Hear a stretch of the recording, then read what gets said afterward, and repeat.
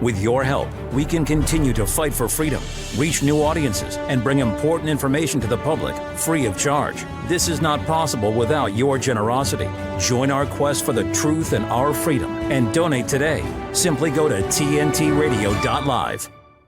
LEMBIT OPIK. You're listening to LEMBIT OPIK on today's News Talk Radio, TNT.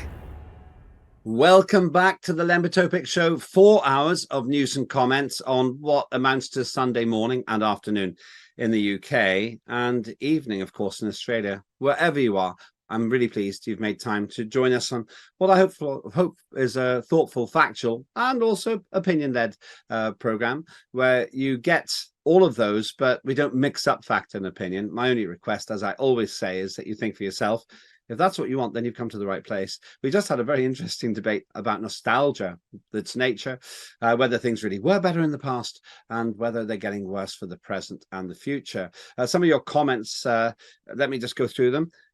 First of all, Holly, I mentioned the child catcher from Chitty Chitty Bang Bang in a country called Bulgaria, by the way. I wonder what country that was based on in the Soviet days. Holly says, there are still child catchers. Okay, thanks for that. Ominous warning there. Other comments here. A very interesting one here, actually, from Wee Fat Chug says, a lady named Von Blackwood revealed that the Crown actually publishes profits from trafficking in yearly accounts. Not really sure what you mean by that. And that might be something for the future, a chat point, which is pretty interesting. Moving right down, we've got a lot of discussion about the past and nostalgia and so forth. I can't go through all of them, but please do and have a look at them yourselves. But one of the most interesting ones is from Red. $1,900 is worth today less than 6 cents. My dad earned £1.87.5 per week in his first job. Humans will never get ahead whilst we're forced to use the corrupt Rothschild banks. I'm not sure if that's about banking or nostalgia, but I was in a taxi yesterday and I thought, oh, it's gone up so much. Well, that's perhaps because I measure everything according to the price that it used to be. Maybe that's just me. I don't know. Lots more comments about nostalgia there as well. There was one particularly lovely comment I can't see now. I won't waste time. But when I find it, I will read it out to you. Do keep your calls and comments coming. I think there's a case for me spending a whole hour with somebody who's thought about or written about nostalgia and work out what the psychology of that is and whether that's used by politicians to try to bring back the past, to make America great again, perhaps. Maybe that's what that's about as well. But do keep your calls and comments coming about that. Just one about Reform, which is the party I was discussing with my former guest, Charlie Downs. How can they be Reform when they are a continuation of the status quo? Okay, good point. I'm not going to try to answer that. I'll just read it out and see what you think. James adds, every politician should be made to disclose whether or not they are a Freemason or if they are associated with any other secret society. I once went to a Freemasons party. I'm not a Freemason. And I realized that they really do work together. I'm not saying it's good or bad. I haven't got the time to go into that debate now. But of course, that could mean that there is a kind of uni party if Freemasons on both sides work together. I don't know how it works exactly. Do keep your calls and comments coming. It's fascinating what you've put down there. In the next hour, at the beginning, I want to talk about the curious case of the Icelandic volcano. Why? Because it's spewing out all kinds of stuff. Could it be that nature generates carbon dioxide? Dun, dun, dun. Answer yes, but how much? And why is it that we dolefully see the mainstream media reporting this volcano as if it's evil, as if it's selfishly eating up human habitations, and it has no right to do so? I think to feel that way, you have to know first the derivation of where Iceland came from in the first place. I'll cover that in about an hour. I don't want to do it now. And it's timely because we'll have Harry Wilkinson from Net Zero Watch, an organization which tries to take a rational approach towards all of these climate debate issues. So you've got that to look forward to. Around about volcanism, which has nothing to do with Star Trek and everything to do with lava coming out of the ground. But joining me next is somebody easily as hot as lava itself. He is Steve Morris from the Workers of England Union. What's that about? You're going to find out now. They've been active and busy and meeting in the north of England. We're going to find out a little bit about Stephen, why he's involved in unionism. What is it? What is it to be in a union? Is it a good or a bad thing? Often painted in a negative light in the 1980s. What are they about? And then we'll talk about how he sees the current political situation in the UK and beyond, and what we, in his view, can do about that. All of that with me, LEMBIT, OPIK, right here on TNT. Going 360 on the headlines. It's really well-balanced conversation. Today's News Talk Radio, TNT. Stephen Morris joins us now. Welcome to today's News Talk. It's been a while. How are you? I'm doing well. Thank you, Lembit. How are you? Really well. Really pleased to see you. You're in the north of England. Where are you and why? Well, we're currently at Normanton Park in the Rutland area. We're just having an extraordinary general meeting, which each year, because we're a regulated trade union, we do have to submit our accounts both to the regulator and to the membership, and that's what we've been doing today. We've done that this morning. There's not a lot of discussion about it. The accountants have signed it all off, and we're still good to go. Extraordinary general meeting makes it sound like a crisis. Is it just a phrase? No, you're not in trouble, are you? No, what it was, we should have submitted them in December, but our auditor was actually on holiday in Australia, funny enough. And so it got delayed. So the earliest point we could do then to arrange it was today in March. So rather than it being for the AGM, we had to call an extra meeting just for it. But that's only because the auditor was in Australia. It's a very honest way of describing it. One time, Richard Curtis, who's a very, very big man when it comes to analysing political behaviour, and he's always on the television during elections. He phoned me up once the day after a vote, and he said, I didn't know him well then, I know him well now. He said, Mr. OPIK, you're a member of Parliament. I noticed that you voted yes and no on the vote last night.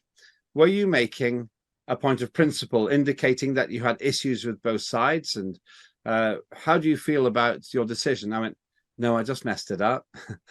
And that's how we started being friends, because he respected my honesty. I'd actually voted no.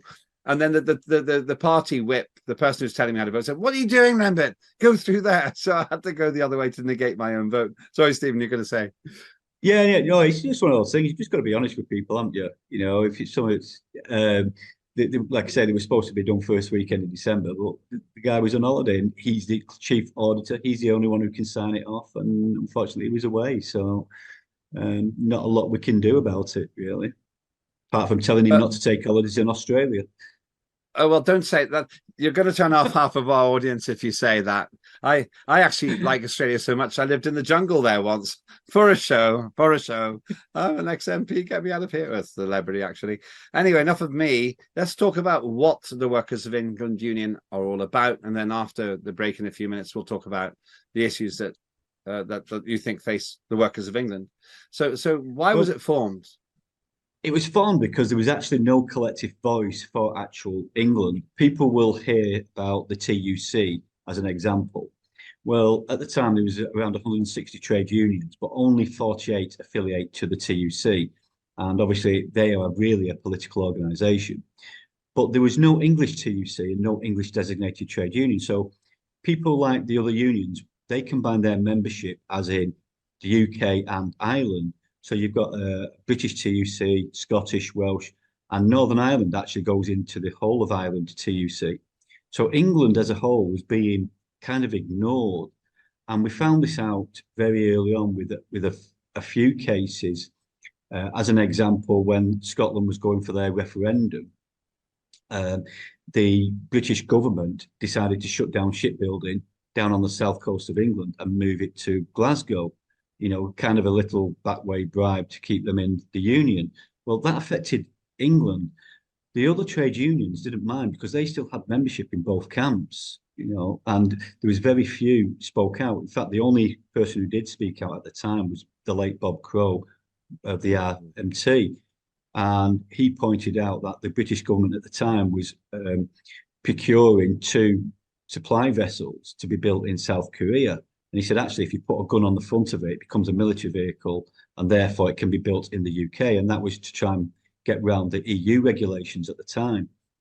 And so we've seen job losses to the detriment of England, and the other unions and the British government have not really been focused on England.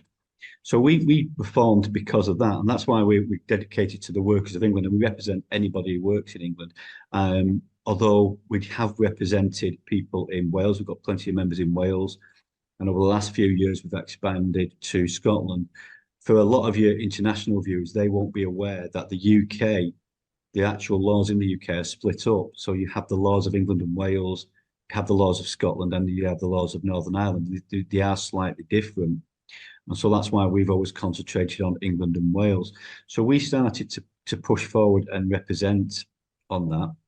We're not politically affiliated to any trade union. And that's one of the things that I think the memberships have got rather put off by, because people are seeing that the unions are more now as a political organisation affiliated to one political party, rather than representing the members on their individual issue. So our main, selling point is we don't use workplace reps, because workplace reps can have a conflict of interest. Either they have a gripe against the company and use your case to have a go, or they may get the cushy number, the cushy shifts, and don't want to rock the boat. Where our representatives, they're completely independent. They go in, their only concern is the member.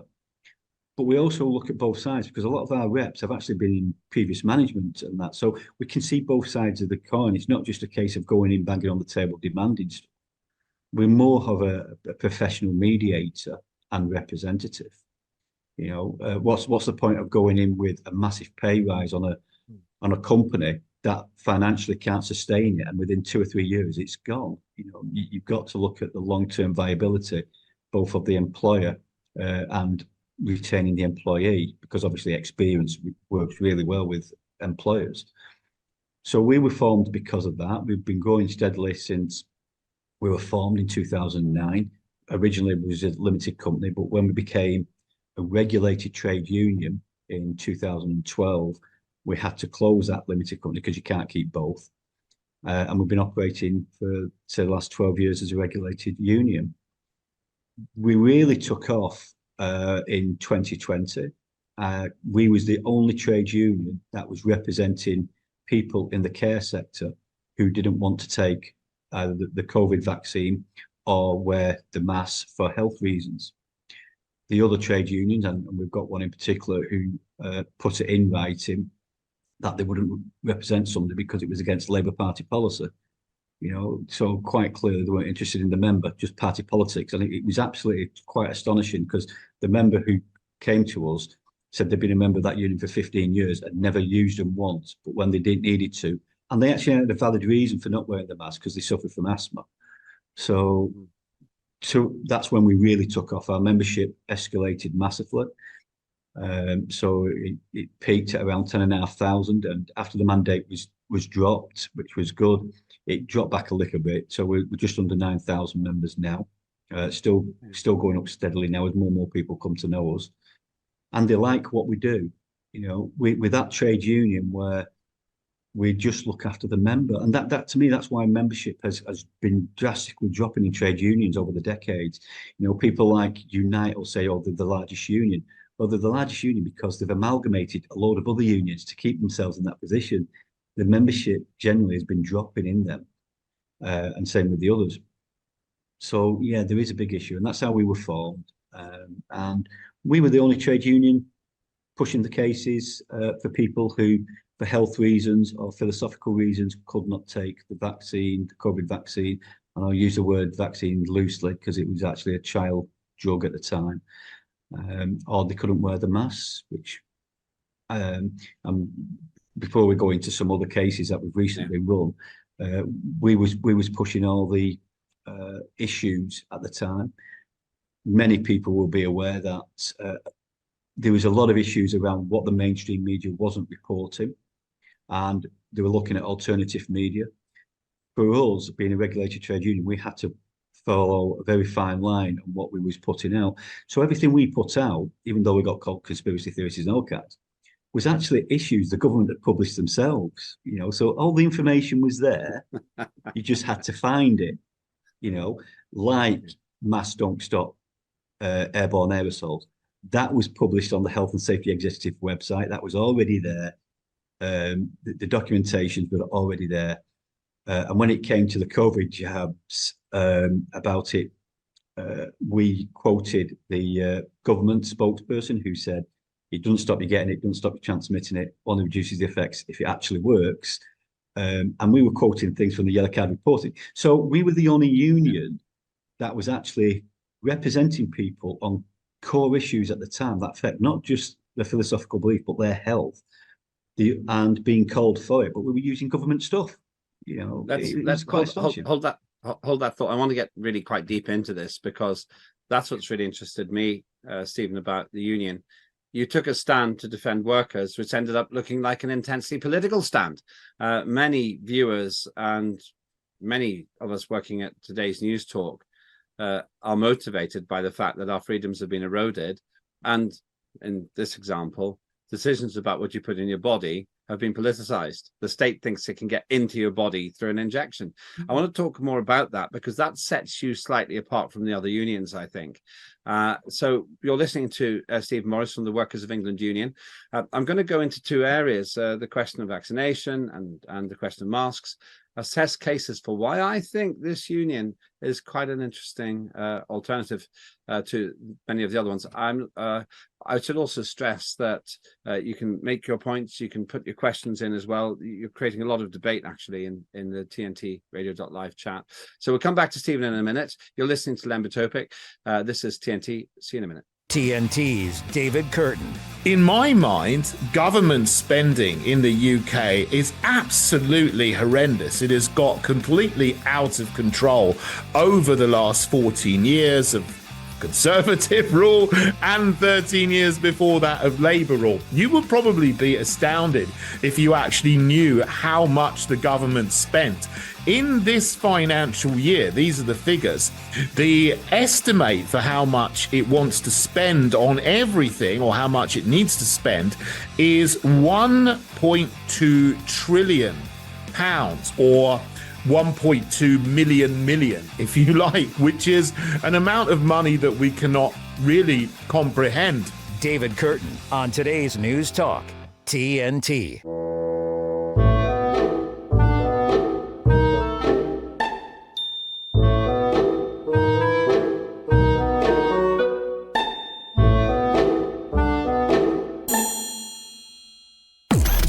TNTRadio.live. Online streaming. Be a part of the conversation. I stream it all at work, and I stream it to my phone and listen to it wherever I go. TNT.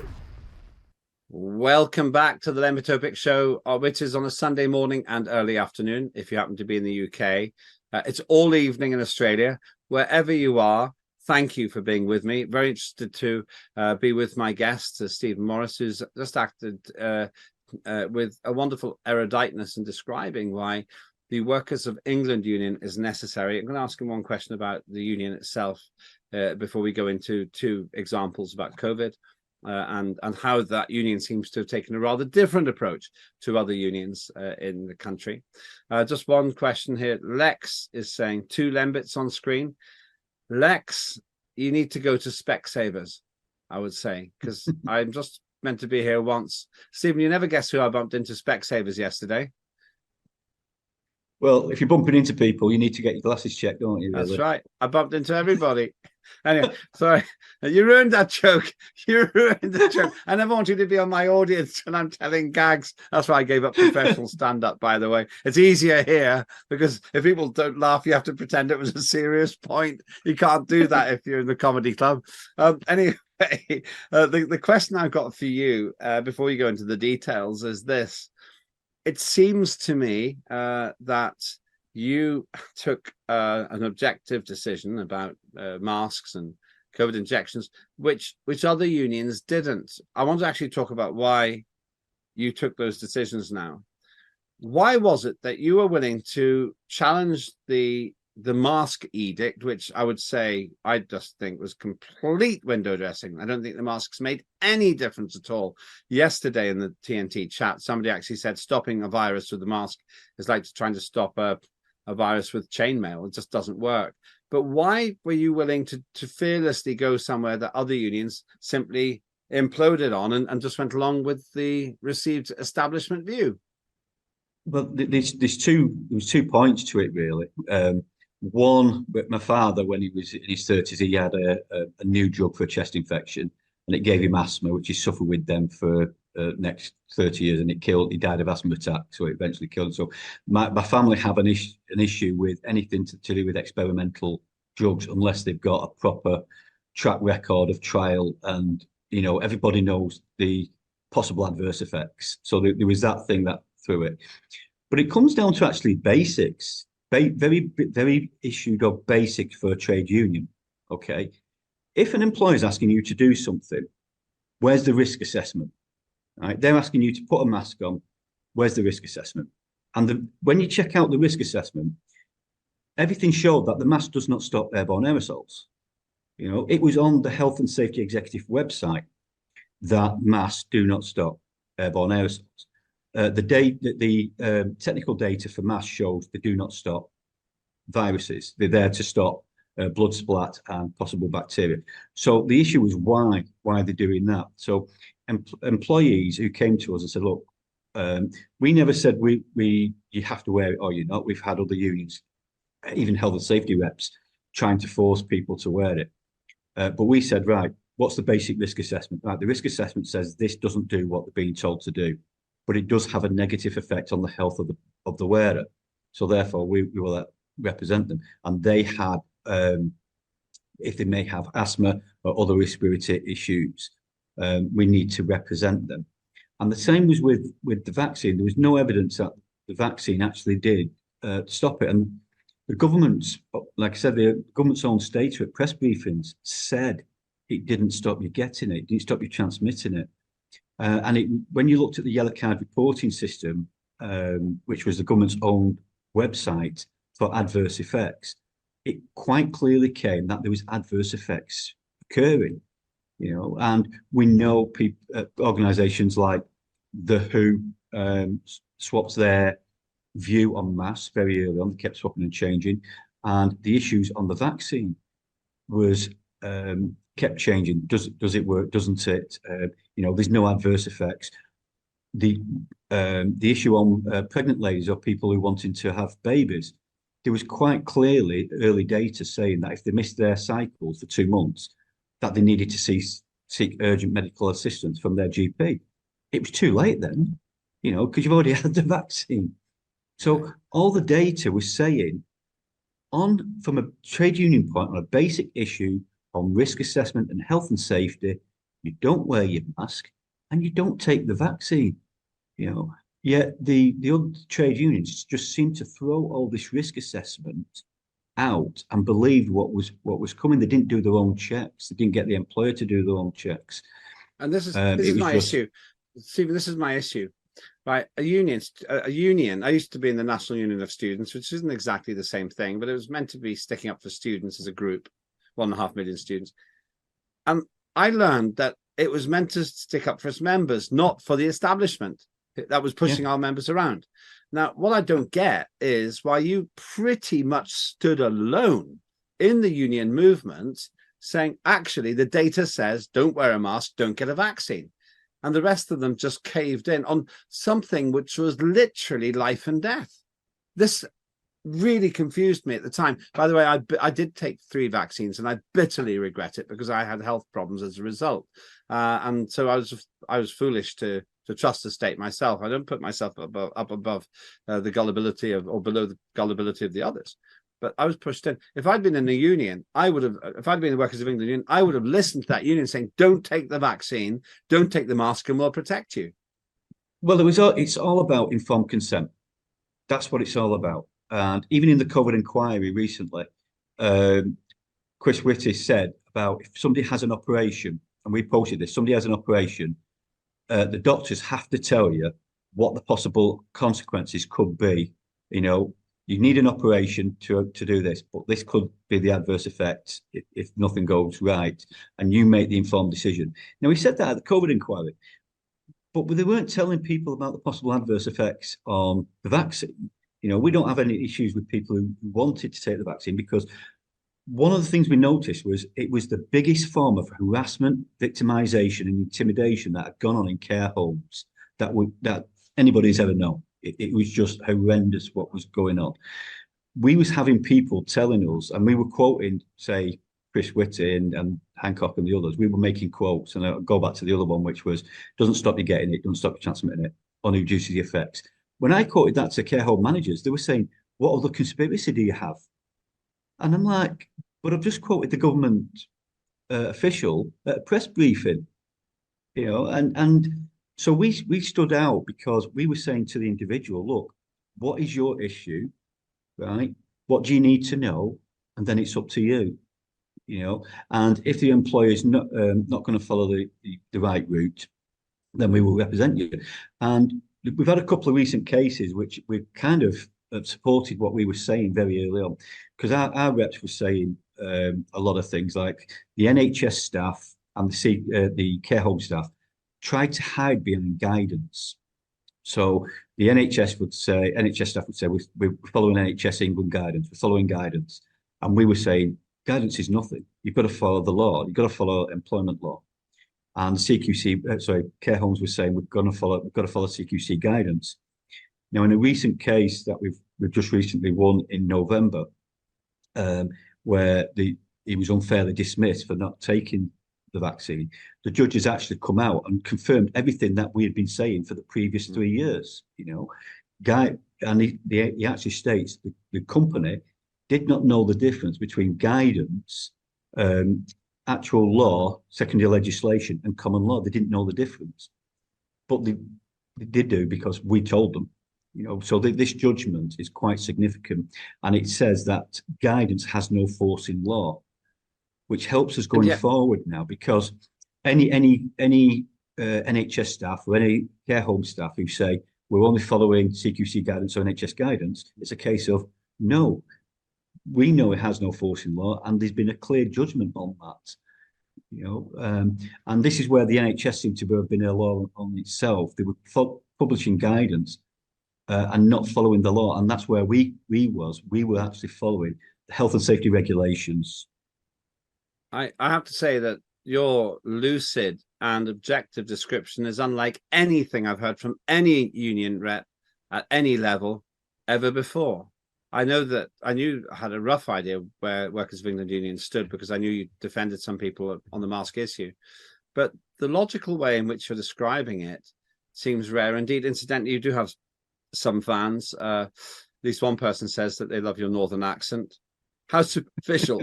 Take it anyway. That's Fox says, I love his accent, love northern tones. Oh, there we are. Bank it. And it's proper Lancastrian. Oh, Lancastrian. So it's West. I know you're MP, actually. Very nice chap, to be honest with you. Not your party, I don't think. Maybe things have changed now. No. Ed says, just a separate point, is there an association known as the Reform? There's an association known as the Reform Club. Has Reform Party any connection? No, actually, it doesn't. It's a coincidence. No, we do have issues with the Reform, because obviously Richard Tice did want healthcare workers all to have mandatory vaccinations, and there is no legislation for mandatory vaccinations in England anyway. It just doesn't exist. And obviously, the other point we had was with Nigel Farage wanting Tony Blair as the vaccine czar at the time. And it's like, if you wanted to promote the vaccine, I wouldn't have picked Tony Blair as a vaccine czar, given his track record, you know. I have to say, that's one of the curious things about Reform UK. In many ways, I find their position very interesting. But when it came to vaccines, they seemed to do what the other unions did. So, well, we must be okay. And as I so bitterly regret the day I let them stick that third jab in my arm. I think my body put up with the first two. By the way, I got COVID, or what I'd like to call it, bad flu, before any of the vaccines were even around. So I've got a built-in natural immunity. And yet I felt pushed into getting the vaccines. I was traveling a lot at the time for work, and it was very difficult to not get them. But leaving my situation aside, what you've described there, Steve Morris, seems to set you apart from the entire union movement in the United Kingdom, because you chose a path which put you on a collision course with an authoritarian state that was telling us that we were irresponsible and likely to kill our friends and relatives if we didn't let them put that stuff into our bodies. Did you get heat for that? Oh yeah, we got real heat, and we do know, or we had the feeling that we were clearly being watched. Because in the early days, we knew what the legislation said, and if you remember, they were all going on about medical exemption. Oh, people can have a medical exemption. Well, them two words never existed in the legislation. Right? So the word medical and exemption never existed, and this was what we kept pointing out, even to some judges. We kept pointing out it doesn't exist. What an employee could do is, for a clinical reason, say they didn't want it. Okay, that was one of it. So they only have to say clinical reasons. So what we did, we said, okay, we will follow the legislation, and we issued a certificate of exemption on behalf of our members. So they would supply their medical records to a particular rep, and they would then do a certificate. Now, we was issuing them, and some employers accepted them, some didn't.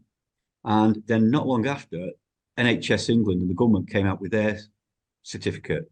You know, if you want an exemption, you've got to go down the NHS England route. You've got to go down the NHS England route. Well, that actually broke people's rights in another way, because one, as was pointed out in the Chotman case, that was only guidance. That was never in the legislation. Ours was. So you didn't have to go the NHS England route. And secondly, it gave you no right of a second opinion. Now, if me or you went to our doctor and we didn't like their opinion, my dentist does it all the time. He reads out that if I don't like his diagnosis, I'm entitled to a second opinion.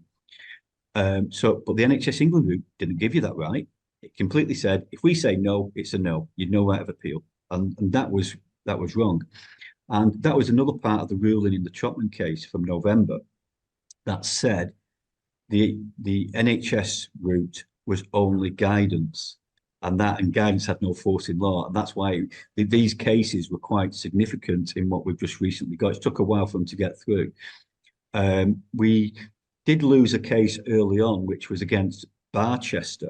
We had a multiple claim against Barchester, which were basically the government's poodles, so to speak, to push it in care homes. However, that is actually going to appeal in June. It's still going. Tribunal. Yes, it's still going. It's going to the appeals tribunal. And here's the thing, it gets sifted by a judge before it goes. And the judge has actually said that all our 7 points, including the one on human rights violations, are arguable points, and they've allowed it to proceed on all 7 points. So we're hoping that will tick the box on the human rights issue for everybody. And we've just had one, although it was at the preliminary hearing stage, he's still got his unfair dismissal case to go on, that homeopathy and bodily autonomy has been accepted as a protected characteristic under the Equality Act. And that's a case against West Midlands Ambulance Service. So we've got quite recently, it took a while, but because there is a big backlog on these cases, which took a while for these to say, well, hang on, what we've been saying has been correct. We've now got these cases coming through. And the Barchester case, the early case, is one that's ongoing. And in the very early days of the mass, we did win one to do with mass against a car dealership, a load of convoy against Bristol Street Motors, I think it was, and where they were trying to force her to wear a mask, yet she couldn't wear a mask because she'd previously been sexually assaulted and her face covered, and so therefore it caused traumatic stress to her, and we won that case early on. But I wish I'd been in your union. Yeah, the other unions weren't interested in whether it caused them any health issues or whether there was any other anxiety or stress. They just weren't interested. And it comes up with what the Unison rep said, is that they wouldn't represent because it wasn't Labour Party policy, because people forget that the Labour Party wanted stronger, harder, longer lockdowns and wanted more restrictions on people's rights. They seem to think it was a Conservative issue, and they've forgotten about the Labour Party wanted it harder. And that's why the other unions, specifically the ones that affiliate to the Labour Party, wasn't going to rock the boat because it's what they wanted. You know? We have to go to a break now, but I want to work for your union. It just sounds like what a union should be. As I said, in the 1980s, I worked in the National Union of Students, and there were aspects of what the NUS did, it still exists, that seemed genuinely principled, but they were pulled down by that same problem. They were overly closely connected to the Labour Party because Labour tended to get a majority on the ruling executive of the NUS. Now, actually, I still think there were some very good people there, and some of them remain friends to this day. But by and large, the unions in this country seem to be an extension of the Labour Party. So what Labour says, the unions do, and you don't. And that's a really interesting thing. I know this is turning, maybe some viewers will think it's a great big advert for the Workers of England Union, but that's my opinion. You don't have to join the Workers of England Union. It's a breath of fresh air to hear you saying these things, because you put yourself in the line of fire in terms of state criticism. So go ahead, and then we'll go to break. Last word to you before we go. Yeah, like I said, there was a big thing. We did stand out from the rest, but we only stood out because we wanted to make political statements or anything. Our whole issue was the members needed representation. You know, that's why sometimes you will have to interrupt me if I'm talking too much, because I do get very passionate about putting it forward, and I can go on and on and on. And the issue is, a lot of our reps, they are passionate about what they do and what they represent, and it's all about representing the employee, giving them proper representation. And the other unions just haven't done it. Yeah, stop there, because we need to go to a break. But when we come back, I want to really talk to you about the current political situation and how you think we get out of what seems to be a rather depressing state of affairs. I'm also going to introduce you to a new word that I learned yesterday while I was presenting, a word which is not rude, but it's unusual. It might describe your competitors. You're listening to the LEMBIT OPIK Show. I'm with Stephen Morris, who's from the Workers of England Union. We're going to go back to him in just a moment. This is TNT. See you in a few minutes. I didn't ask to be thrown in the streets with nowhere to go. I didn't think I'd survive. But I did ask for help, and Covenant House was there for me. 1 in 10 young adults will experience a form of homelessness this year. For these kids who didn't ask to be put in this unthinkable situation, Covenant House is there. Covenant House helped me break the cycle of homelessness in my family. They gave me the love that I needed. Over 2,000 young people will sleep safely in a Covenant House bed tonight. When youth who are experiencing homelessness have a hot meal, a safe place to sleep, medical care, and love, they can overcome heartbreaking challenges and have a brighter future. They just really genuinely just wanted to help me succeed, and I'm succeeding. I'm a speaker, I'm an author. Covenant House really helped me and really helped mold me into the woman I am today. If you or someone you love is asking for help, go to safeplacetosleep.org today. Most people are unaware that bad bacteria can grow quickly in food that's stored, prepped, or cooked incorrectly, and that can lead to food poisoning. To avoid bad bacteria, always make sure your hands and cooking utensils are clean. Keep raw meat and chicken away from food that won't be cooked. Run your fridge at or below 5 degrees Celsius, and use a meat thermometer to ensure your meat's being cooked to at least 75 degrees Celsius. For more tips on keeping bad bacteria at bay, visit foodsafety.asn.au.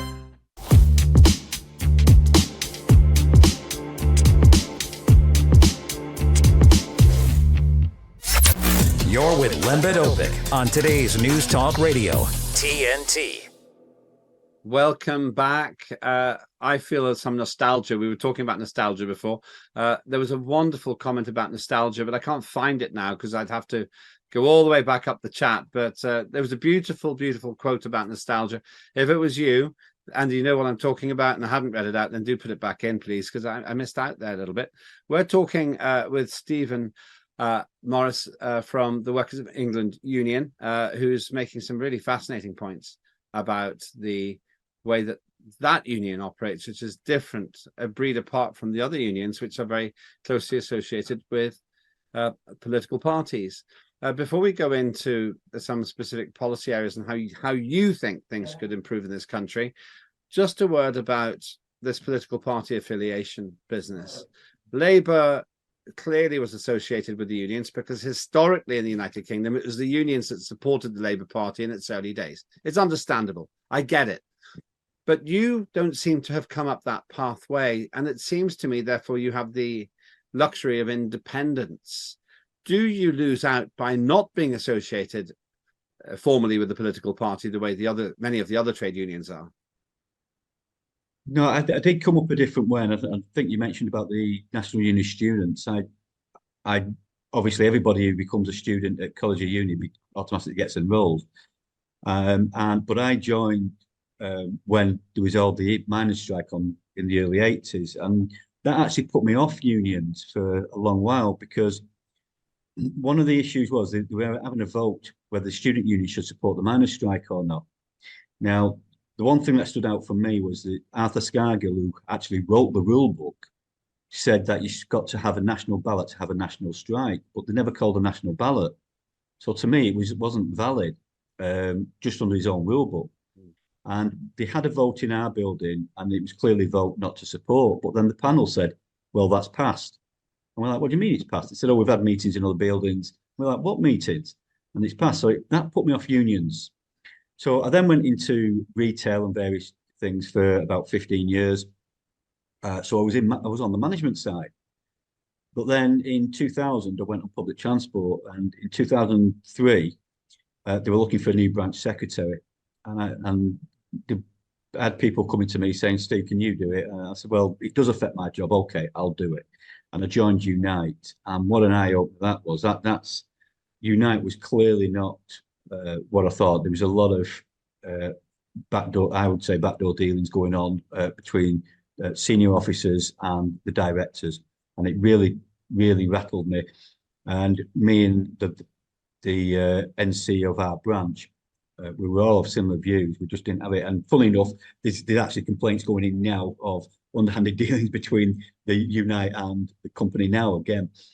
But so I left in 2010 when this union was just being set up. And the idea was that this union would be purely independent of politics, independent from the employer. And that's what we always aimed to do. Now, for my own personal view, at my own personal case, I was unfairly dismissed by that employer in 2014 because I raised a grievance on behalf of the members.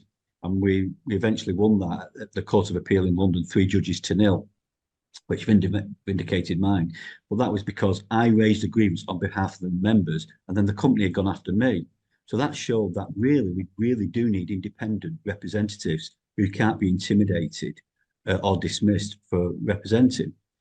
And in 2017, I then became General Secretary of the union. And yes, I do have my own views, but we're very conscious. People who know me in more detail will know that I'm very conscious about this union being completely independent, because even as a manager, I worked on the basis that if I treated my staff right, they will either go the extra mile or do the extra work for me.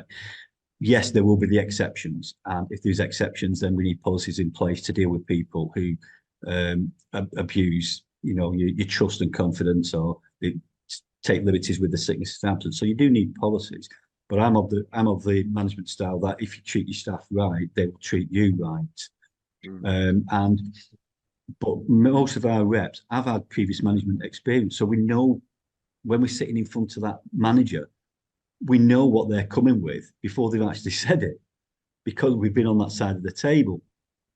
You remind me. That gives us a unique view on it, where rather than somebody working on the shop floor who has just had a little bit of training under the union, who then is in front of managers who've had a lot more training by the company, who've got HR advice sat next to them, it becomes very different. And most of our reps, in fact, all of them get an employment law book issued, and we give them training. And even I'd show you now, but I can't because it's holding my laptop up.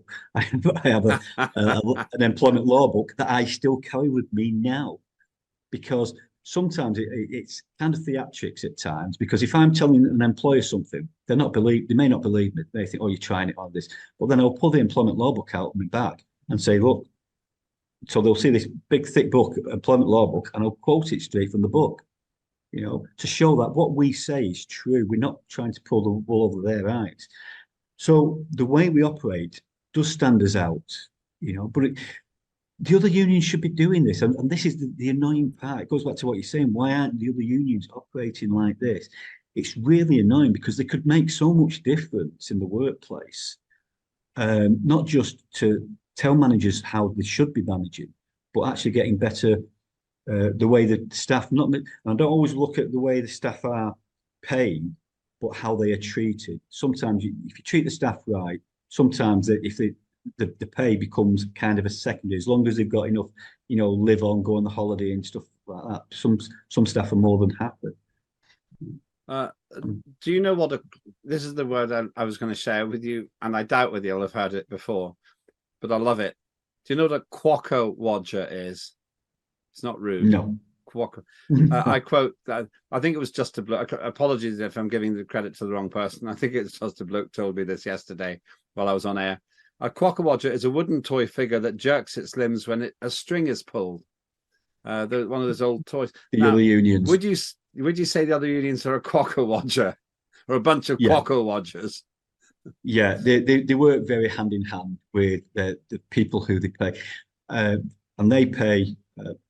This is if we get into the financial side of it, this is the other annoying part, where not only do the other trade unions fund the Labour, obviously the Labour Party, they give loads of money to the Labour Party to give it to the individual candidates, but because they use workplace reps, the organisations have to register what's called facility time.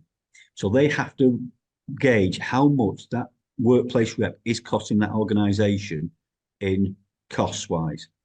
And some of these are costing the NHS trusts millions of pounds a year in what's called facility time. So the unions are getting subscriptions, they're paying the Labour Party, but then they're costing the NHS millions as well. But they don't give any money to the NHS. If they're getting subscriptions from these members and they're representing them, then they should give that money back to the NHS.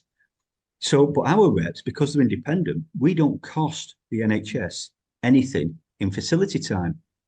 And again, this is a little bugbear because like I say, we don't cost the NHS, but the other unions get all these millions in subsidies, give them to a political party, yet at the same time costing the NHS millions in facility time. I have to say that I just find your model very much more in line with how I live my own life, where I expect people to work with me on the basis of merit. I felt that way as an MP. I wanted to get elected on merit, not just because everyone was told to vote for my party. And I guess the analogy is I would like unions to do well on merit, not just because everyone tells them that they have to be members because it's a closed shop or because everybody else is in it. Looking at the current political situation, and you've had your EGM, you had your meeting today, which is a very lovely place, by the way, where you are, I think. If you were to describe the mood amongst your colleagues at the event that you've been at this weekend, what is the prevailing mood in Workers of England Union about the state of British politics? They're completely disenfranchised with the entire process. As we've seen, turnouts are getting lower and lower. They talk about reducing the age of voting to lower. And our members are like, well, what's the point of that? It's not about lowering the age. It's about engaging. It's about making people's votes matter. And we talk about democracy in the UK. We don't actually really have a democracy. When was the last time we had? We don't use a directly elected prime minister. We use a parliamentary system. And as we've seen, Rishi Sunak is one of the worst ones we've had, where not only did he not have a vote by any voter in the country, his own party didn't even vote for him. Liz Truss, for all of her faults, and I don't think she had too many. I could understand what her aim was to get the economy going, but she had the vote of the party. To me, to really engage people, we've got to have a directly elected prime minister. They've been pushing these directly elected mayors around the country, directly elected police commissioners, so they can say, right, okay, you can affect your local area, but we don't have one for parliament. And I think going forward we've got to try and engage, because I don't agree with a lot with George Galloway, but I think he just named the Labour and Tories as said, cheeks of the same arse, didn't he? I think he said. Yeah, he did say that. Yeah, he did say, But people don't see a difference. And when they look at the others, Lib Dems have just not been there for a while. Reform seems to be the alternative, but Reform seems to be mainstream media stuff again, mainstream politics, just trying to take the Conservative vote. We need something to really engage people and to say, look. It seems to me, I'm sorry to interrupt you, I'm just aware of the time. This is fascinating stuff, by the way. It seems to me that those unions make it impossible for them to negotiate evenly with all the parties because they're clearly associated with one party on the whole, which is the Labour Party. Yeah. And I suppose, thinking about this for the first time, to be honest with you, Stephen, you have the opportunity to be cross-party in terms of your access, because no party can say, well, you're with them. Well, we did a few years ago try and get in negotiations with the Conservatives, and it was all to do with recognised trade unions. And we were trying to put a proposal forward because you mentioned about closed shops. Closed shops have been illegal for years, but the way they use the recognised union process is still like a closed shop. And what we were saying was, do away with this recognised union because one, we believe it is still operating as a closed shop, and two, it's a restrictive of where people can join. Make it open that any person can join any trade union. But obviously, from a manager's point of view, they don't want to be negotiating with all of them at different points. So what you would have then is you would have a trade union committee. So anybody can join a trade union of themselves. Their representative would sit on this committee, and as a committee, you will go as one to the company. So the company's only dealing with 1 point. Conservatives, not interested. All they were bothered about, they said, no, we're business, Labour's workers, and that's it. And we said, but you're breaking up Labour. They might have, and what did they say to that? They just weren't interested. They said, no, we're business, Labour's unions, and that's the way we want it. They want a them and us. We see this in politics all the time. There's a them and us. And they're not looking at how, to us, if they'd have broke up the paymasters of the Labour, where other unions could go in and say, oh, I can be a member of whichever I want. I don't want to be a member of a union that pays to the Labour Party, but I want to get the same recognition. I would say after the next election, if the Conservatives crash and burn, they might be more interested in talking to you then. But then Labour might be less interested. They might need representation. They might actually, maybe Rishi Sunak should join you now so that he can use the age-old phrase after gives a job. You never know. He might need your help. Yeah. But they could hardly be described as unfair dismissal based on the way things have gone. No. Just a clarification. It was mingling, says just a bloke who came up with the debate about Kwakwawadja yesterday. Credit where credit's due. Thanks for that. Lots of other discussion there. I haven't got time to go through it all. We've only got like half a minute left. So in 30 seconds, if you could change one thing, it's got to be really short. If you could change one thing in British politics now, what would you, as the Supremo at the Workers of England Union, want it to be? Just one thing in 50 words. I would change to a directly elected Prime Minister. I think that's the only way you're going to engage people to say your vote actually counts. And they've got no argument because they've done it for police commissioners and mayors. And it would bypass the complete issue of parties swapping and changing leaders without people's voice being heard. Stephen Morris, it could be you. Thanks very much indeed. Really interesting to talk with you. That's Stephen Morris from the Workers of England Union. I found that interesting. They've been having their conference over this weekend. I wonder what you think. Do put it in the comments as well. Coming up next, I'm going to be talking about volcanoes and the eruption of trouble for the Greens in the UK, where things have been falling down around their shoulders. That's all going to be with Harry Wilkinson from Net Zero Watch. You're listening to the LEMBIT Show here on today's News Talk TNT. See you in a few minutes.